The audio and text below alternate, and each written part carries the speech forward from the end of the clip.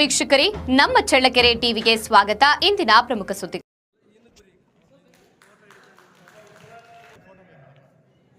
HPPC ಸರ್ಕಾರಿ ಪ್ರಥಮ ದರ್ಜೆ ಕಾಲೇಜಿನಲ್ಲಿ ಶುಕ್ರವಾರ ಐಕ್ಯೂಎಸಿ ಸಾಂಸ್ಕೃತಿಕ ಸಮಿತಿ, ಎನ್ಎಸ್ಎಸ್, ಎನ್ಸಿಸಿ, ಯುವ ರೆಡ್ ಕ್ರಾಸ್ ಹಾಗೂ ವಿವಿಧ ಘಟಕಗಳ ಸಹಯೋಗದಲ್ಲಿ ವೇದಾವತಿ ವಾರ್ಷಿಕ ಸಂಚಿಕೆ ಬಿಡುಗಡೆ ಹಾಗೂ ಸಮಾರೋಪ ಸಮಾರಂಭ ನಡೆಯಿತು. ಕಾರ್ಯಕ್ರಮ ಉದ್ಘಾಟಿಸಿ ಮಾತನಾಡಿದ ಶಾಸಕ ಟಿ. ರಘುಮೂರ್ತಿ, ಬಡತನ ಮತ್ತು ಕಷ್ಟಗಳನ್ನು ಕಾರಣವನ್ನಾಗಿ ಮಾಡಿಕೊಂಡು ವ್ಯಾಸಂಗವನ್ನು ಕುಂಠಿತಗೊಳಿಸಬಾರದು. Doctor B R. ಅಂಬೇಡ್ಕರ್ ಎಲ್ಲ ಅಡೆತಡೆಗಳನ್ನು ಮೆಟ್ಟಿ ನಿಂತು ಜಗತ್ತಿಗೆ ಮಾದರಿಯಾಗಿದ್ದಾರೆ ಎಂದಿದ್ದಾರೆ. ವಿದ್ಯಾರ್ಥಿಗಳು ಸಾಮಾಜಿಕ ಜಾಲತಾಣದ ರೀಲ್ಸ್ಗಳಲ್ಲಿ ಕಾಲಹರಣ ಮಾಡದೆ ಸಾಹಿತ್ಯ, ಜ್ಞಾನ ಮತ್ತು ಶಿಕ್ಷಣದ ಕಡೆಗೆ ಗಮನ ಹರಿಸಬೇಕು ಎಂದು ಸಲಹೆ ನೀಡಿದ್ದಾರೆ. ಕಾಲೇಜಿನ ಅಭಿವೃದ್ಧಿಗೆ 50 ಲಕ್ಷ ರು ಅನುದಾನ ನೀಡಲಾಗುವುದು ಎಂದು ಘೋಷಿಸಿದ್ದಾರೆ. ಸಾಹಿತಿ ಹಾಗೂ ನಿವೃತ್ತ ಪ್ರಾಂಶುಪಾಲರಾದ ಡಾಕ್ಟರ್ ಕರಿಯಪ್ಪ ಮಾಳಿಗೆ ಮಾತನಾಡಿ, ವಚನ ಸಾಹಿತ್ಯ ಬದುಕಿನ ಬೆಳಕು, ತತ್ವಪದಗಳು ಮತ್ತು ಹಳ್ಳಿಗಳ ಸಾಹಿತ್ಯ ಬದುಕಿನ ಮೌಲ್ಯಗಳನ್ನು ಸಾರುತ್ತವೆ. ಸಾಹಿತ್ಯ ಓದುವವರು ಸಮಾಜದ ಮಾದರಿಯಾಗುತ್ತಾರೆ ಎಂದು ಹೇಳಿದ್ದಾರೆ. ಕಾರ್ಯಕ್ರಮದಲ್ಲಿ doctor Devappa M K, doctor Manjunath, doctor Shivanandaiah, professor Nagashri, Gadige Thippeswamy ಸೇರಿದಂತೆ ಕಾಲೇಜಿನ ಉಪನ್ಯಾಸಕರು, ಸಿಬ್ಬಂದಿ ಹಾಗೂ ವಿದ್ಯಾರ್ಥಿಗಳು ಭಾಗವಹಿಸಿದರು. ವಿದ್ಯಾರ್ಥಿನಿಯರೇ ಮತ್ತು ನಮ್ಮ ಮಾಧ್ಯಮದ ಸ್ನೇಹಿತರೆ, ಈಗಾಗಲೇ ಕಾರ್ಯಕ್ರಮವನ್ನು ಕುರಿತು ಪ್ರಾಸ್ತಾವಿಕವಾಗಿ ರಾಜ್ಕುಮಾರ್ ಅವರು ಮಾತನಾಡಿದರು. ಈ ಕಾಲೇಜಲ್ಲಿ ಈ ವರ್ಷ ಏನೆಲ್ಲ ಕಾರ್ಯಚಟುವಟಿಕೆಗಳು ನಡೆದಿದ್ದಾವೆ ಅಂತ ಹೇಳಿ ಮತ್ತು ಏನೆಲ್ಲ ಸಾಧನೆಗಳಾಗಿದೆ ಅಂತ ಹೇಳಿ, ಅದರ ನಂತರ ನಮ್ಮ ಕರಿಯಪ್ಪ ಮಾಳಿಗೆ ಅವರು ನಿಮ್ಮನ್ನು ಕುರಿತು ವಿಶೇಷ ಉಪನ್ಯಾಸವನ್ನು ನೀಡಿದ್ದಾರೆ. ಬದುಕಿಗೆ ಹತ್ತಿರವಾದ ಮತ್ತು ವಾಸ್ತವಿಕವಾಗಿ ಇಂದಿನ ದಿನಮಾನಗಳಲ್ಲಿ, ಜೊತೆಗೆ ಇಂದಿನ ದಿನಗಳಲ್ಲಿ ಯಾರೆಲ್ಲ ಮಹಾತ್ಮರು ಈ ಒಂದು ಸಮಾಜಕ್ಕೆ ಕೊಟ್ಟ ಕೊಡುಗೆಗಳನ್ನು ಅವರು ನೆನೆಸ್ತಾ ನಿಮಗೆ ಕೆಲವೊಂದು ಬುದ್ಧಿ ಮಾತುಗಳನ್ನು, ಜೊತೆಗೆ ವಿಶೇಷವಾಗಿ ಏನು ನಾವು ಸುಶಿಕ್ಷಿತರಿದ್ದೀವಿ, ಶಿಕ್ಷಣವನ್ನು ಪಡೆದಿರ್ತೀವಿ ಅಂತೇಳಿ ನಮ್ಮ ಬದುಕನ್ನು ಯಾವ ರೀತಿಯಾಗಿ ಕಟ್ಕೊಳ್ಬೇಕನ್ನೋ ಮಾತುಗಳನ್ನು ಬಹಳ ಅರ್ಥಪೂರ್ಣವಾಗಿ ನಿಮ್ಮ ಮುಂದೆ ಇಟ್ಟಿದ್ದಾರೆ. ಖಂಡಿತವಾಗಲೂ ಕೂಡ ಇಂಥ ಸಮಾರಂಭಗಳಲ್ಲಿ ಯಾರು ಅದರಲ್ಲಿ ಬಹಳ ಪರಿಣಿತಿಯನ್ನು ಹೊಂದಿರ್ತಾರೆ, ಯಾರು ಅದರಲ್ಲಿ ತೊಡಗಿಸ್ಕೊಂಡಿರ್ತಾರೆ, ವಿಶೇಷವಾಗಿ ಅವ್ರು ಹೇಳ್ತಾ ಇದ್ದಾರೆ, ನೀವು ಬರೀ ಪಠ್ಯ ಪುಸ್ತಕಗಳಲ್ಲಿರ್ತಕ್ಕಂಥ ವಿಷಯಗಳಿಗಷ್ಟೇ ಸೀಮಿತ ಆಗಬಾರ್ದು, ಅದನ್ನು ಹೊರತುಪಡಿಸಿ ಕೂಡ ಜೀವನ ಇರ್ತದೆ, ಅದನ್ನು ನಾವು ಜೀವನದಲ್ಲಿ ಅಳವಡಿಸ್ಕೋಬೇಕು. ಖಂಡಿತವಾಗಲೂ ಕೂಡ ಅದು ಬಹಳಷ್ಟು ಪ್ರಸ್ತುತ ಅಂತ ಹೇಳಿ ಭಾವಿಸ್ತಾ ಅವರ ಮಾತುಗಳನ್ನೆಲ್ಲ ಅನುಭವಿಸ್ತಾ, ಜೊತೆಗೆ ಈ ಕಾಲೇಜ್ ನೀವೆಲ್ಲರೂ ಕೂಡ ಇವತ್ತು ನೀವೆಲ್ಲ ಫೈನಲ್ ಇಯರ್ ಅಲ್ಲಿ ಇದ್ದೀರಾ. ಬಹುಶಃ ಹೆಚ್ಚಿನ ವ್ಯಾಸಂಗ ಪಡೆಯುವಂಥ ವ್ಯವಸ್ಥೆ ಕೂಡ ಇಲ್ಲಿ ಇದೆ. ಇರೋದ್ರಿಂದ ಏನು ನೀವು ಫೈನಲ್ ಇರ್ತಕ್ಕಂಥ BA, BCom, BBA ಓದಂಥ ವಿದ್ಯಾರ್ಥಿಗಳು ನೀವು MA ಸೇರ್ಬೋದು, MCom ಸೇರ್ಬೋದು. ಆದರೆ ಈ ಕಾಲೇಜಿನ ವ್ಯವಸ್ಥೆ ಏನು ಪದವಿ ಮುಗಿದ ನಂತರ ಪ್ರತಿಯೊಬ್ಬರಿಗೂ ಕೂಡ ಒಂದು ಬೀಳ್ಕೊಡುಗೆ ಸಮಾರಂಭ ಅಂತ ಹೇಳಿ ಮಾಡುವಂಥ ಒಂದು ಸಮಾರಂಭ. ಜೊತೆಗೆ ನಮ್ಮ ದೇವಪ್ಪನವರು ಏನು ಈಗಾಗಲೇ ಇದು 15 ನಿಮಿಷ ಮೊದಲೇ ಆಗಬೇಕಿತ್ತು. ಈಗಿನ ನಮ್ಮ ಮತ್ತೆ ಬಹುಶಃ ಇಲ್ಲಿನ ಮಾಜಿ ಶಾಸಕರು, ಈ ರಾಜ್ಯದ ಮಾಜಿ ಸಚಿವರು ಅವರು ನಿಧನ ಹೊಂದುತ್ತಾರೆ. ಅದಕ್ಕೋಸ್ಕರ ಕೆಲವೊಂದು ಕಾರ್ಯಕ್ರಮ ಮುಂದಕ್ಕಾಗುತ್ತೆ. ಆದರೂ ನಾನು ಈ ಸಂದರ್ಭದಲ್ಲಿ ಈ ಸಭೆಯ ಮುಖಾಂತರ ನಾವೆಲ್ಲ ಅವರ ಆತ್ಮಕ್ಕೆ ಶಾಂತಿಯನ್ನು ಕೋರೋಣ. ಜೊತೆಗೆ ಮತ್ತು ನಮ್ಮ ಎಲ್ಲ ಪಕ್ಷದ ಕಾರ್ಯಕರ್ತರಿಗೆ ಅವರೆಲ್ಲರಿಗೂ ಕೂಡ ಅವರ ದುಃಖವನ್ನು ಬರೆಸಂತ ಒಂದು ಶಕ್ತಿಯನ್ನು ದೇವರು ಕರುಣಿಸಿ ಅಂತ ಹೇಳಿ ನೆನೆಸ್ತಾ, ಅದಕ್ಕೋಸ್ಕರ ಈ ಕಾರ್ಯಕ್ರಮ ಮುಂದೋಯ್ತು. ಜೊತೆಗೆ ಇದು ಈಗಾಗಲೇ HPPC ಅಂದರೆ ತಾವೆಲ್ಲರೂ ಇದಕ್ಕೆ ಹೋದಾಗ ಈ ಕಾಲೇಜಿಗೆ ದಾನ ಮಾಡಿದಂಥ ಭೂದಾನಿ ಅವರ ಹೆಸರು HPPC ಅಂತ ಹೇಳಿ, ಅವರು ಬಹುಶಃ ಯಾವತ್ತೂ ಕೂಡ ಪ್ರಸ್ತುತವಾಗಿ ಏನು ಅವರು ಆಲ್ಗೊಂಡಹಳ್ಳಿ ಗ್ರಾಮದವರು, ಪಂಚಾಕ್ಷರಪ್ಪ ಚನ್ನಬಸಮ್ಮ ಕಾಲೇಜ್ ಅಂತ ಹೇಳಿ ಅವರು ಯಾವತ್ತೂ ಕೂಡ ಬದುಕಿರ್ತಾರೆ. ಕಾಲೇಜ್ ಇರೋವರು ಸರ್ಕಾರಿ ಕಾಲೇಜ್ ಆದ್ರೂ ಅವರು ಶಾಶ್ವತವಾಗಿ ಇರ್ತಾರೆ. ಅಂದರೆ ಇದನ್ನ ಯಾಕೆ ಹೇಳ್ತಿದ್ದೇನೆ ಅಂದರೆ, ಯಾರಾದರೂ ಕೂಡ ನಮ್ಮ ಸ್ವಂತ ಶಕ್ತಿಯನ್ನು ಬಂದು ನಮ್ದು ಏನಾದರೂ ನಾವು ಸತ್ಮೇಲೂ ಕೂಡ ಬದುಕಿರ್ಬೇಕಂದ್ರೆ ಇಂಥ ಕೆಲಸಗಳನ್ನ ಮಾಡಿದಾಗ. ಹಾಗಾಗಿ ಅವ್ರನ್ನ ವಿಶೇಷವಾಗಿ ಈ ಸಂದರ್ಭದಲ್ಲಿ, ಯಾಕಂದ್ರೆ ಈ ವರ್ಷ ಅದಕ್ಕೆ ಪೂರಕವಾಗಿ ವೇದಾವತಿ ಅಂತ ಹೇಳಿ ವಾರ್ಷಿಕ ಸಂಚಿಕೆಯನ್ನ, ಕಾಲೇಜಿನ ವಾರ್ಷಿಕ ಸಂಚಿಕೆ 25-26 ಇದನ್ನ ನಮ್ಮ ದೇವಪ್ಪನವರು ಮತ್ತೆ ನಮ್ಮ ಎಲ್ಲ ಕಾಲೇಜಿನ ಏನು ಉಪನ್ಯಾಸಕರು ಇರ್ಬೋದು, ನಮ್ಮ ಶಿವಲಿಂಗಯ್ಯವರು ಅದನ್ನ ನೇತೃತ್ವ ವಹಿಸಿರ್ಬೋದು, ಅದನ್ನ ತಂದಿರ್ತಕ್ಕಂಥದ್ದು ಬಹಳಷ್ಟು ಶ್ಲಾಘನೀಯ ಅಂತ ಹೇಳಿ ಭಾವಿಸ್ತೀನಿ. ಯಾಕಂದ್ರೆ ನಾನು 13ನೇ ವರ್ಷದ ಒಂದು ವಾರ್ಷಿಕೋತ್ಸವ ಸಮಾರಂಭದಲ್ಲಿ ಭಾಗವಹಿಸಿದ್ದೀನಿ. ಇದು ಮೊದಲು ಅಂತ ಹೇಳಿ ನಾನು ಭಾವಿಸ್ತೀನಿ.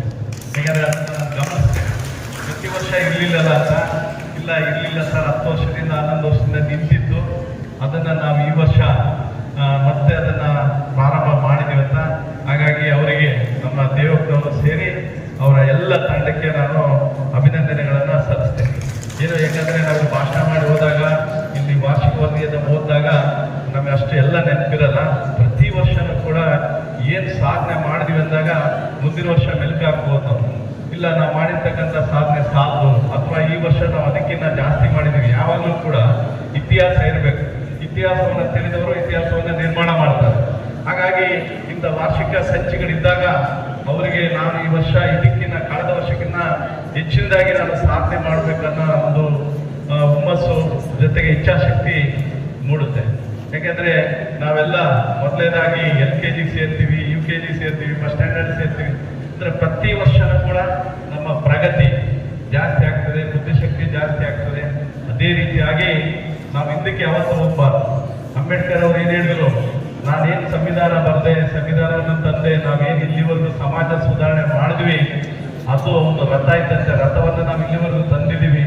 ಆ ರಥ ಮುಂದಕ್ಕೆ ಹೋಗ್ಬೇಕೇ ವಿನ ಹಿಂದಕ್ಕೆ ಹೋಗ್ಬಾರ್ದು ಅಂತ. ಯಾವುದೇ ಪ್ರಾಂಶುಪಾಲರು ಇಲ್ಲಿ ಆದಾಗ ಆ ಪ್ರಾಂಶುಪಾಲರು ಯೋಚನೆ ಮಾಡಬೇಕು, ನಾನು ಏನಾದರೂ ಸಾಧನೆ ಮಾಡ್ಬೇಕಂತೆ. ಏನೋ ಬಿಡಪ್ಪ, ನನಗೆ ಒಂದು ಜವಾಬ್ದಾರಿ ಕೊಟ್ಟಿದ್ದಾರೆ, ನಾನು ಇಲ್ಲೇ ರಿಟೈರ್ಡ್ ಆಗ್ತೀನಿ ಅಥವಾ ಏನೋ ಸರ್ವಿಸ್ ಮಾಡ್ತೀನಿ ಅಂತ ಮಾಡಿದೆ.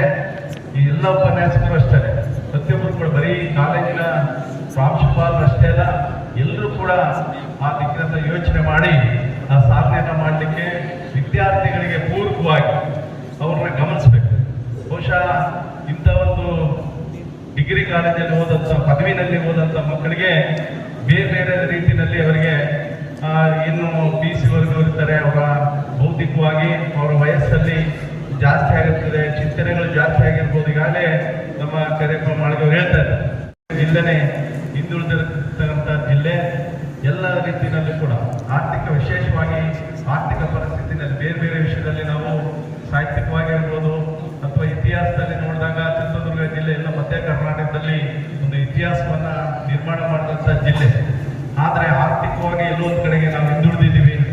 ಜೊತೆಗೆ ನಮಗೆ ಪ್ರಕೃತಿ ಮಳೆ ಬಹಳಷ್ಟು ಅತ್ಯಂತ ಕಡಿಮೆ ಬೀಳಂಥ ಪ್ರದೇಶ ಅದು ಚಳ್ಳಕೆರೆ. ಇಡೀ ರಾಜ್ಯದಲ್ಲೇ ಅತ್ಯಂತ ಕಡಿಮೆ ಬೀಳಂಥ ಮಳೆ ಬೀಳಂಥ ಪ್ರದೇಶ. ಮಳೆ ಬಹಳಷ್ಟು ಮುಖ್ಯ, ನೀರು ಬಹಳಷ್ಟು ಮುಖ್ಯ. ಅದನ್ನು ಕೂಡ ಪೂರಕವಾಗುತ್ತೆ. ಅದೇ ನಾವು ದಾವಣಗೆರೆ ಜಿಲ್ಲೆಗೆ ಹೋದಾಗ, ಶಿವಮೊಗ್ಗ ಜಿಲ್ಲೆಗೆ ಹೋದಾಗ, ಚಿಕ್ಕಮಗಳೂರು ಜಿಲ್ಲೆ, ಬೇರೆ ಜಿಲ್ಲೆಗಳಿಗೆ ಹೋದಾಗ ಅವರು ಆ ವಿಷಯದಲ್ಲಿ ನಮ್ಮ ಆರ್ಥಿಕ ಪರಿಸ್ಥಿತಿನಲ್ಲಿ ಅವರೆಲ್ಲ ಮುಂದಿದ್ದಾರೆ. ಇಲ್ಲಿ ನಮಗೆ ಕಾರಣ, ನಮಗೆ ನೀರಾವರಿಗಳಿಲ್ಲ, ನೀರಿಲ್ಲ, ಜೊತೆಗೆ ಮಳೆ ಕಡಿಮೆ. ಇಂಥ ಪ್ರದೇಶದಲ್ಲಿ ಹುಟ್ಟಿರ್ತಕ್ಕಂಥ ನಾವುಗಳು ಚಿಂತನೆ ಮಾಡಬೇಕು. ಬರೀ ಇಲ್ಲ ನಮ್ಮಪ್ಪ ಬಡವ, ನಮ್ಮಪ್ಪ ನಮಗೇನು ಓದಲಿಕ್ಕೆ ಸರಿಯಾದ ರೀತಿಯಲ್ಲಿ ವ್ಯವಸ್ಥೆ ಮಾಡಲಿಲ್ಲ ಅಂತಲ್ಲ. ಬಹಳಷ್ಟು ಜನ ಸಾಧಕರು ಯಾರು ಬಡತನದಲ್ಲಿ ಬದುಕಿರ್ತಾರೆ, ಯಾರು ಮನೆಯಲ್ಲಿ ಕಷ್ಟ ಅರ್ತಿರ್ತಾರೆ, ಅವರು ಮಾತ್ರ ಚಿಂತನೆಗಳು ಬರಬೇಕು. ಆದರೆ ಇಲ್ಲಿ ಕೆಲವೊಂದು ಸಂದರ್ಭದಲ್ಲಿ ನೋಡಿದಾಗ ಆ ಬಡತನನೇ ಮುಂದೆ ಮಾಡಿ ಒಂದು ನೆಪ. ಯಾಕೆಂದ್ರೆ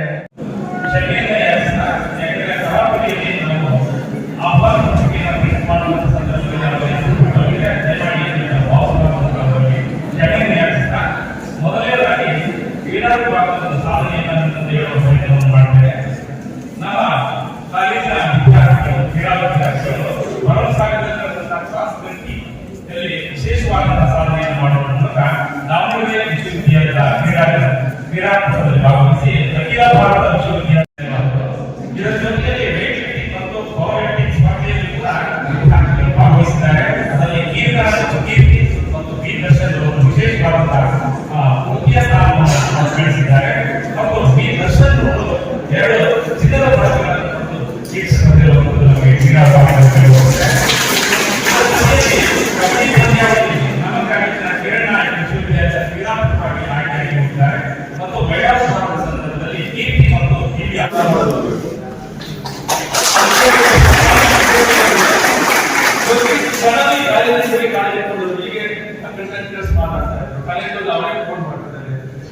ರೀತಿಯ ಸಾಮಾಜಿಕ ಕಳಕಳಿಗೆ ಕೊಟ್ಟಿರ್ತಕ್ಕಂತಹ ಈ ನೆಲದ, ಯಾಕಂದ್ರೆ ಈ ನೆಲ ಯಾರಿಗೆ ಅರ್ಥ ಆಗ್ತದೆ 100% ಅವ್ರಿಗೆ ಕೆಲಸ ಮಾಡ್ತಾರೆ. ಹಾಗಾಗಿ ಈ ನೆಲವನ್ನು ತುಂಬಾ ಚೆನ್ನಾಗಿ ಅರ್ಥ ಮಾಡ್ಕೊಂಡಿದ್ದಾರೆ. ಈ ನೆಲವನ್ನು ಅಂದ್ರೆ ಇಲ್ಲಿ ಜನಗಳನ್ನ ಅರ್ಥ ಮಾಡ್ಕೊಂಡಿದ್ದಾರೆ. ಇಲ್ಲಿ ಜನಗಳಿಗೆ ಏನ್ ಬೇಕು? ಇಲ್ಲಿ ಜನಗಳಿಗೆ ಶಿಕ್ಷಣ ಬೇಕು. ಶಿಕ್ಷಣ ಒಂದೇ ನಮ್ಮ ವಿಮೋಚನೆಗೆ ದಾರಿಯಾಗಿ ಅಂಬೇಡ್ಕರ್ ಹೇಳಿದಾರಲ್ಲ, ಅಂಬೇಡ್ಕರ್ ಹೇಳಿರ್ತಕ್ಕಂತಹ ಒಂದು ತತ್ವವನ್ನ, ಒಂದು ಸಂದೇಶವನ್ನ ಅಕ್ಷರಶಃ ಪಾಲನೆ ಮಾಡತಕ್ಕಂಥವರು ನನಗೆ ಹೊಗಳಿಕೆಲ್ಲ ನಿಮ್ಮೆಲ್ಲರಿಗೂ ಗೊತ್ತಿರೋದ್ರೆ ನಾನು ಮಾತಾಡ್ತೀನಿ. ನನ್ನ ಮಾತು ನಿಮ್ಮೆಲ್ಲರ ಮಾತುವನ್ನು ಬಳಸ್ಕೊಂಡು ಮಾತಾಡ್ತೀನಿ. ಅಂಬೇಡ್ಕರ್ ಅವರ ಈ ಶಿಕ್ಷಣದ ಮಹತ್ವವನ್ನು ಹೇಳಿ ಈ ವಿಶ್ವಕ್ಕೆ ಕೊಟ್ಟಿದ್ದಾರೆ. ಅವ್ರಿಗೆ ಗೊತ್ತಿತ್ತು ಅಂಬೇಡ್ಕರ್ ಅವರಿಗೆ ಈ ನೆಲದ ಜನರಿಗೆ ಏನ್ ಕೊಡಬೇಕು, ಅವ್ರಿಗೆ ಹಣ ಬೇಕಾ, ಅಧಿಕಾರ ಬೇಕಾ, ಆ ನಡೆಯಕ್ಕಿಂತ ಶಿಕ್ಷಣ ಬೇಕು ಅಂತ ಅವರೇನು ಹಗಲು ರಾತ್ರಿ ಹೋರಾಟ ಮಾಡಿದ್ರು. ಅಂತದ್ದು ಶಿಕ್ಷಣವನ್ನ, ಅಂಬೇಡ್ಕರ್ ಅವರ ತತ್ವವನ್ನ ಅಕ್ಷರಶಃ ಪಾಲನೆ ಮಾಡತಕ್ಕಂತಹ ರಘುವರ್ತಿ ಸರ್ ಅವರಿಗೆ ನಿಮ್ಮೆಲ್ಲರ ಪರವಾಗಿ ನಾನು ಕುಟುಂಬದ ಅಭಿನಂದಿಸುತ್ತೇನೆ. ಈ ಪಾಠ ಮಾಡಬೇಕು ಅಂದ್ರೆ ಖಂಡಿತವಾಗಲೂ ನಾವೇನಾದ್ರೂ ಒಂದು ಒಳ್ಳೆಯ ಕೆಲಸ ಮಾಡಬೇಕು. ಅಂತರ್ವಾದಲ್ಲಿ ಅವಕಾಶ ಇದೆ. ಆ ರೀತಿಯ ಕಾರ್ಯಗಳನ್ನ ಈ ಜಾಗದಲ್ಲಿ ಬಿಟ್ಟಿದ್ದಾರೆ. ಖಂಡಿತವಾಗಲೂ ತುಂಬಾ ಖುಷಿ. ಆ ಖುಷಿಯನ್ನ ನಾನು ಹಂಚಿಕೊಂಡಿದ್ದೇನೆ ವಿದ್ಯಾರ್ಥಿಗಳೇ. ಮತ್ತು ನಮ್ಮ ದೇವ್ ಸರ್ ಅವರು ಪ್ರಿನ್ಸಿಪಾಲ್ ಆಗಿದ್ದಾರೆ. ಒಳ್ಳೆ ಬೇಸಿಗಳು ಎಲ್ಲ ನಮ್ಮ ಚಿತ್ರದುರ್ಗದಲ್ಲಿ ಇರ್ತಕ್ಕಂಥ ಸೈನ್ಸ್ಗಳ ಜಾಸ್ತಿ ಬೇಸಿಗಳಿದ್ದಾರೆ. ಒಳ್ಳೆ ಬೇಸಿಗಳೆಲ್ಲ ನೀವು ಎಷ್ಟು ಮಟ್ಟಿಗೆ ಬಳಸಿಕೊಂಡು ನೀವು ಬಿಟ್ಟಿದ್ದಾರೆ. ಯಾಕಂದ್ರೆ 21ನೇ ಶತಮಾನದಲ್ಲಿ 21ನೇ ಶತಮಾನ ವಿಜ್ಞಾನದ ಏನೆಲ್ಲ ಸುಧಾರಣೆ ಅದಕ್ಕೆ ನಾವು ಮುಖಾಮುಖಿ ಆಗಬೇಕು. ಬೇಸಿಗಳಾಗಬೇಕು. ಇವತ್ತು ಎಂತೆಂತಹ ಟೆಕ್ನಾಲಜಿ ಬರೀ ಸೋಷಿಯಲ್ ಮೀಡಿಯಾ ಅಷ್ಟೇ ಅಲ್ಲ, ಏನಾಗಿರ್ತಕ್ಕಂತಹ ಒಂದು ನಾಲೆಜ್ ಬಗ್ಗೆ ನಮ್ಮ ಮುಖಾಮುಖಿ ಆಗಬೇಕಾಗಿದೆ. ಸವಾಲು ಎಷ್ಟುಂಟಾಗಿದೆ. ಹಾಗಾಗಿ ಇವತ್ತೇ ನಮಗೆ SCB ಅಂತ ಬಂದಿದ್ದೇನೆ. ರಾಜ್ಯ ಶಿಕ್ಷಣ ನೀತಿ ಆಯೋಗಗಳ ಕೇಳಿದ್ರೆ ರಾಜ್ಯ ಶಿಕ್ಷಣ ನೀತಿ ಖಂಡಿತವಾದ ಎಲ್ಲವನ್ನು ಪೂರೈಕೆ ಮಾಡತಕ್ಕಂಥ ಸಮಗ್ರ ಶಿಕ್ಷಣವನ್ನ ಸಮಗ್ರವಾಗಿ ಬದಲಾವಣೆ ಮಾಡೋದ್ರ ಜೊತೆಗೆ ವಿದ್ಯಾರ್ಥಿಗಳಿಗೆ ಬೇಕು ಅಂತ ಮೌಲ್ಯವನ್ನ, ನೈತಿಕ ಮೌಲ್ಯವನ್ನ, ಸಂವಿಧಾನದ ಆಶಯಗಳನ್ನ ಸಂಪೂರ್ಣವಾಗಿ ಒಳಗೊಂಡಿರ್ತಕ್ಕಂಥ ಶಿಕ್ಷಣವನ್ನು ಕಲಿತಾ ಇದ್ರೆ ಅದನ್ನ ಅರ್ಥ ಮಾಡಬೇಕು. ಆದ್ರೆ ವಿಪರ್ಯಾಸ ಏನು ಅಂದ್ರೆ ನಾವೆಲ್ಲ ಭೌತಿಕವಾಗಿ ಬೆಳೀತಾ ಇದ್ದೀವಿ, ಮಾನಸಿಕವಾಗಿ ಬೆಳೀತಾ ಇದ್ದೀವಿ. ಅದರಲ್ಲಿ ವಿಶೇಷವಾಗಿ ವಿದ್ಯಾರ್ಥಿಗಳು ತುಂಬಾ ಜನ ಬೆಳೀತಾ ಇದ್ದೀವಿ. ಡ್ರೆಸ್ ಆಗ್ತೀವಿ, ಒಳ್ಳೆ ರ್ಯಾಂಕ್ ಬರ್ತದೆ, ಒಳ್ಳೆ ಮಾಸ್ಟರ್ ಇದೆ, ಒಳ್ಳೆ ಹೆಸರಿದೆ. ಆದ್ರೆ ಮಾನಸಿಕವಾಗಿ ನಾವೆಲ್ಲ ತುಂಬಾ ಬಳಲ್ತಾ ಇದ್ದೀವಿ. ಜನ ಗೊತ್ತಿರಲಿ. ಈಗ ನನ್ನ ಮಾತು ಕೇಳಿದ್ರೆ ಇವತ್ತಿನ ಈ ಸೋಷಿಯಲ್ ಸಾಮಾಜಿಕ ಜಾಲತಾಣ ವಿದ್ಯಾರ್ಥಿಗಳನ್ನು ಒಳಗೊಂಡಂತೆ ನಮ್ಮನ್ನು ಒಳಗೊಂಡಂತೆ ಎಲ್ಲರೂ ಮಾನಸಿಕ ಖಿನ್ನತೆಗಳಿದೆ. ನೋಡಿ, ಯಾರ ಮೊದಲಲ್ಲಿ ಹೆಚ್ಚು ಬೇಯಿಸಿದರೆ ಮನೋರೋಗಿಗಳಾಗಿದ್ದಾರೆ. ಅಲ್ಲಿ ಏನಿಲ್ಲ ನೋಡ್ಕೊಂಡ ಆಸೆ ಬರ್ತದೆ. ನಮಗೆ ಹೌದಾ, ನಾವು ಖಿನ್ನತೆ ಒಳಗಾಗಿದ್ದೀವಿ. ಹಾಗಾಗಿ ಖಿನ್ನತೆ ಒಳಗಾಗಿದ್ದರೆ ನಾವು ಓದುವುದು ನಮಗೆ ಅನ್ನ ಕೊಡ್ತಾ ಇಲ್ಲ, ನಮ್ಮ ಭಾರತಗಳು ನಮ್ಗೆ ಅನ್ನ ಕೊಡ್ತಾ ಇಲ್ಲ, ನಮ್ಗೆ ನೆಮ್ಮದಿ ಕೊಡ್ತಾ ಇಲ್ಲ, ನಮ್ಗೆ ತೃಪ್ತಿ ಕೊಡ್ತಾ ಇಲ್ಲ. ಚೆನ್ನಾಗಿ ತಿಳ್ಕೊಳ್ಳಿ, ಓದುವಂತ ಅದ್ಭುತವಾದ ಸುಖ ಮನುಷ್ಯನಿಗೆ ಗೊತ್ತಾಗುತ್ತೆ. ಮಾತುವಂತ ಅದ್ಭುತವಾದ ಸುಖ ಮಾತಾಡ್ತಾ ಇಲ್ಲ. ನಾನು ಸ್ಟೂಡೆಂಟ್ಸ್ ಈ ಕಾಲೇಜಿಗೆ ಹೋಗ್ತಾರೆ, 4 ಜನ ಮೊಬೈಲ್ ಗೊತ್ತಿರ್ತಾರೆ, ಮಾತಾಡೋದು. ಒಂದು ಸುಳ್ಳಿದ ರಚನೆ ಆಗ್ತಾ ಇದೆ. ಓದು, ಬರಹ, ಮಾತು, ಸಂವಾದ, ಚರ್ಚೆ ಎಲ್ಲವೂ ಅದ್ಭುತವಾದ ಸುಖಗಳು. ಯಾರನ್ನ ಈ ಕೌಶಲ್ಯ ಅಂತ ಕರೀತೀವಿ, ಸ್ಕಿಲ್ಗಳು ಅಂತ ಕರೀತೀವಿ. ಇವೆಲ್ಲವೂ ಮಾನಸಿಕ ಮತ್ತು ದೈಹಿಕ ಆರೋಗ್ಯ ಅವ್ರು ಬಿಟ್ಟಿಲ್ಲ. ಹಾಗಾಗಿ ಮಾನಸಿಕ ಖಿನ್ನತೆಗೆ ಒಳಗಾಗಿದ್ದೀವಿ. ಈ ಖಿನ್ನತೆಗೆ ಹೊರಗೆ ಅಂದ್ರೆ ನಾವೆಲ್ಲ ಓದಬೇಕು. ಓದಿದ್ರೆ ಏನು ಓದಬೇಕು? ಸಿಲೆಬಸ್ ಅದೆಲ್ಲ ಓದಾಗ್ತದೆ. ಪರೀಕ್ಷೆಯಲ್ಲಿ ಅದರಲ್ಲಿ ನಿಜವಾದ ಬರಹ ಅವರ ನೀವು ಓದಂತ ಬಿಟ್ಟಿದ್ರೆ ಸಿಲೆಬಸ್ ಅಲ್ಲಿ ಚೆನ್ನಾಗಿ ರೆಗ್ಯುಲರ್ ಕ್ಲಾಸ್ ಕೊಡ್ತೀವಿ, 100 ಅಂಕ ತೆಗಿತೀವಿ ಅಂತ ನಿಜವಾದ ಓದಿನ ಸುಖ ನಿಮ್ಮ ಬದುಕನ್ನು ರೂಪಿಸ್ಬೇಕು, ನಿಮ್ಮ ಭವಿಷ್ಯವನ್ನು ರೂಪಿಸ್ಬೇಕು ಅಂತ ಓದನ್ನು ಓದಬೇಕು. ಎಷ್ಟು ಜನ ಬುದ್ಧನ ಪ್ರೀತಿಯನ್ನು ಓದ್ಕೊಂಡಿದ್ದಾರೆ? ಬುದ್ಧನ ಹೆಸರು ಗೊತ್ತು. ಬುದ್ಧ ಇಡೀ ವಿಶ್ವಕ್ಕೆ ಕೊಟ್ಟ ಪ್ರೀತಿ ತತ್ವವನ್ನು ಜೀವಕಾಲದಲ್ಲಿ ಹೆಚ್ಚಿನ ಓದಿದ್ದೀವಿ. ಬಸವಣ್ಣವರು ಕೂಡ, ಬಸವಣ್ಣ ಶರಣರು ಕೂಡ ಸಮಾಜ ತತ್ವ ಹೆಸರನ್ನು ಓದ್ಕೊಂಡಿದ್ದೀರಿ. ಅಂಬೇಡ್ಕರ್ ಕೂಡ ಸಾಮಾಜಿಕ ನ್ಯಾಯದ ಹೆಸರನ್ನು ಓದ್ಕೊಂಡಿದ್ದೀರಿ. ಯುವಕರ ಜಾಗೃತಿ ಕೂಡ ಸ್ವಾಮಿ ವಿವೇಕಾನಂದ ಹೆಸರನ್ನು ಓದ್ಕೊಂಡಿದ್ದೀರಿ. ವಿಶ್ವದ ಸಂದೇಶವನ್ನು ಕೂಡ ಕುವೆಂಪು ಅವರ ಹೆಸರನ್ನು ಓದ್ಕೊಂಡಿದ್ದೀರಿ. ಇಲ್ಲ, ನಾವೆಲ್ಲ ಓದಿದ ವಂಚನೆಗಳಾಗಿದ್ದೀವಿ. ಸಿಲೆಬಸ್ ಇರ್ತಕ್ಕಂಥದ್ದು ಆ ಕ್ಷಣಕ್ಕಷ್ಟೇ. ಅವಾಗೂ ಮಕ್ಕಳು ಓದಿದ ತಕ್ಷಣ ಇವತ್ತು ಹೇಳ್ತಿಲ್ಲ. ಬುದ್ಧ, ಬಸವ, ಅಂಬೇಡ್ಕರ್, ಗಾಂಧಿ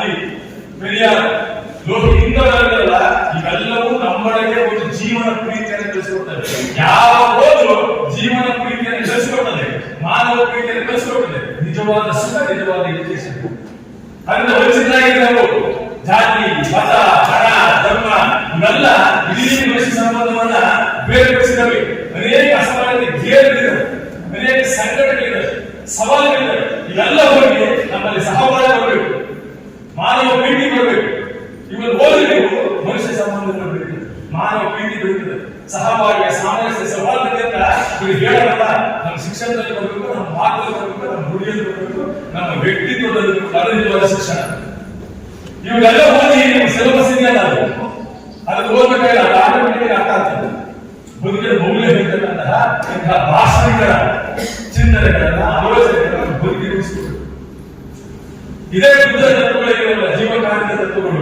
ಪ್ರೀತಿ ಅಂತ ಮನುಷ್ಯ ಪ್ರೀತಿ ಅಂತ 12ನೇ ಶತಮಾನದ ಬಸವಾದಿ ಶರಣರು ಏನು ವಚನಗಳು ಬಂದವ್ರೆ ಅವನ್ನ ಅರ್ಥ ಮಾಡಿಕೊಳ್ಳಿ. ಅಲ್ಲೆಲ್ಲ ಸಾಮಾನ್ಯ ಈ ಪ್ರತಿಯೊಂದು ವಚನಗಳು ನಮ್ಮ ಬದುಕಿನ ಬೆಳಕುಗಳು, ಇಡೀ ಮಾನವ ಸಾಹಿತ್ಯ ಬದುಕಿನ ಬೆಳಕು. ನಾವು ಓದಲ್ಲ, ನಮ್ಗೆ ಬೇಕಾಗಿಲ್ಲ ಅಂತ ಫಾಲೋ ಮಾಡ್ತೀವಿ, ನಮ್ಗೆ ಬೇಕಾಗಿಲ್ಲ